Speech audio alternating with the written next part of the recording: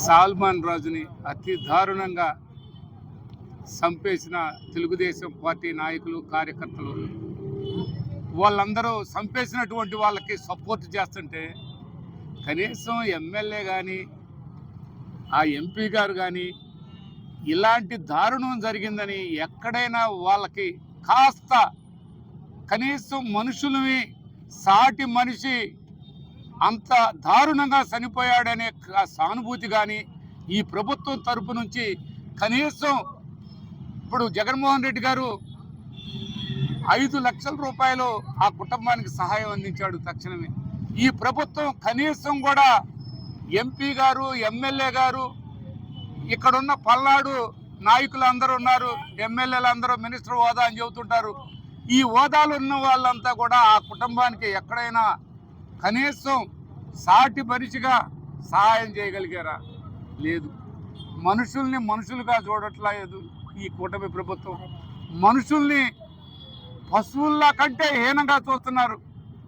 మరి అలాంటి పాలన ఈరోజు ఈ పల్నాడు ప్రాంతమే కాదు, ఈ రాష్ట్రంలోనే అన్ని విధాల లా అండ్ ఆర్డర్ అనేది ఎక్కడా లేదు. పోలీసులు ఎక్కడా పనిచేయట్లేదు.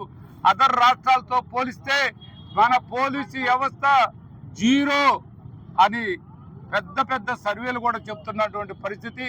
కేంద్ర ప్రభుత్వం కూడా చెప్పింది ఈ ఆంధ్ర రాష్ట్రంలో ఉన్న పోలీసు వ్యవస్థ జీరో అని.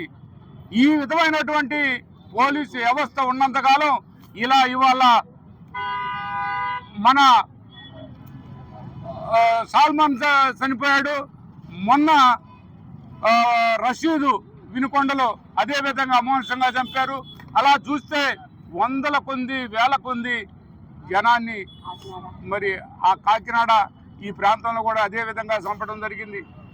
ఇది చూస్తూ ఉంటే ఇరాన్ లెక్కలో ప్రతి ఒక్కరూ భయభ్రాంతులకు గురవుతున్నారు. ఇదే పాలన, ఇదే పరిపాలన విధానాలు.